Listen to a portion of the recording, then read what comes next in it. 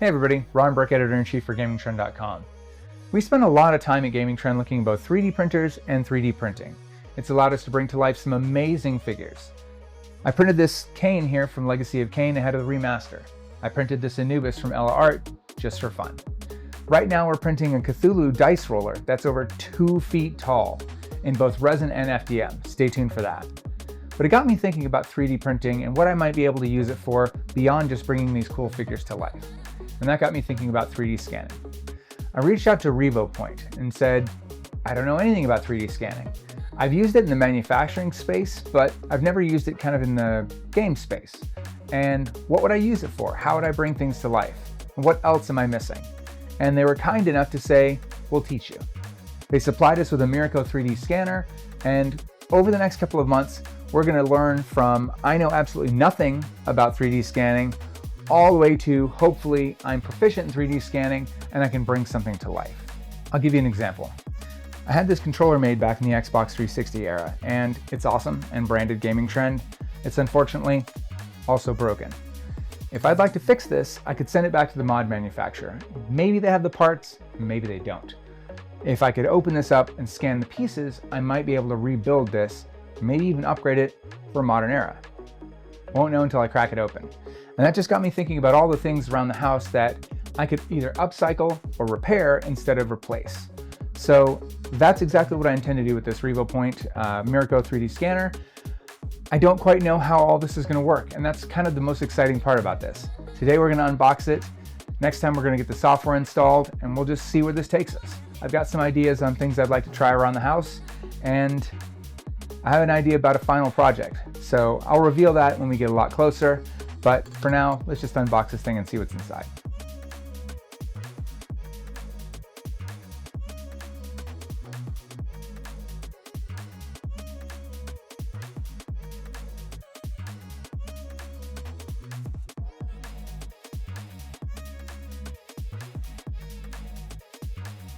Everything's out of the box. We have the manual, which I'm sure I'm going to spend a lot of time with. We have 2 mats, one that says near mode and one that says far mode.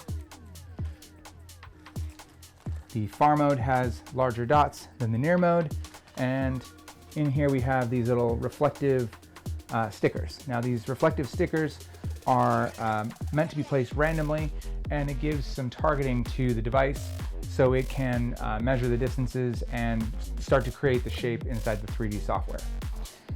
This marker topper is a similar thing. Probably put this on something that's going to spin and allow it to scan an object. We have an object.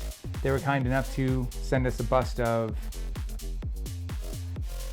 Marcus Aurelius. I'm not sure who that is exactly, but they were kind enough to send us a figure. It's a distinct figure with a lot of kind of peaks and valleys. You have dark spots that are going to come out as you scan. And then obviously you have the textures that a 3D scanner is going to have to pick out all of those distances and variances. So that should be a good starter. There is a plate included in here. It feels like it's glass, and that is a calibration board. So that's going to have those targeting dots, probably to tell this exactly those distances. This is a known object versus something over here, which would be an unknown. We're going to put that in here. As I mentioned, I like to drop things, so let's not drop that. The device charges via USB-C and has a USB-C charger. It's a 65-watt charger with an additional charge port, so that'll be handy for charging both this and anything else like your phone or something like that that you want to be able to scan with. Maybe you're using an iPad and you want to be able to leave that plugged in as well. This particular version comes with a bag to keep everything safe. Given the cost of these, we'll get back to that later, it would be a wise idea to invest in a bag to keep this safe and transportable. Inside we have the aforementioned plate. This is going to allow things to spin. You want it to spin at a consistent rate, so this will do exactly that, and it can spin both clockwise and counterclockwise. This looks like a strap for this bag. We have a little tripod. Looks very similar to other tripods that I have because this has a standard mount that you could use on any sort of camera stand or light stand, like so. Okay, move this out of the way. Some wipes. You do have a screen on the back of this, obviously, and then you also have on the front the entire scanning apparatus. So these are a nice soft microfiber cloth to keep things nice and clean safely. This is a Type A to Type C adapter. I'm guessing this is mostly for transfer to the PC. Obviously they included the cable. A word of caution on cables. Keep track of the cable. This one's actually labeled, which is incredibly rare. It says USB cable for 3D scanner. Thank you for labeling this. This looks like every other 3D cable that, USB-C cable that I have. So having something with a label on it lets me know this is for this device. That's important because think about all the USB-C devices that you have. Think about all the cables that you have. Think about how long you've had them. There are multiple versions of USB-C. Some of them are only good for charging, some of them are good for carrying data, and some are good for high speed, and they are not built the same. Unless you have a scanner that can tell you what type of cable you're looking at, keep track. Get yourself a label maker, or better yet, get yourself something that can test cables. But as I said, it's nice, I kind of digressed here, it's nice that they included one that is labeled so you can keep track of it. You definitely don't want to misplace that. Also in here, turntable power cable. Again, it's labeled both on the bag and on the cable itself, but that's meant not for data transfer, but for powering this, which is also USB-C. I'd be less worried about this. You're not transferring power with it. And then obviously you have the bag here. It has a little zipper portion up front for accessories.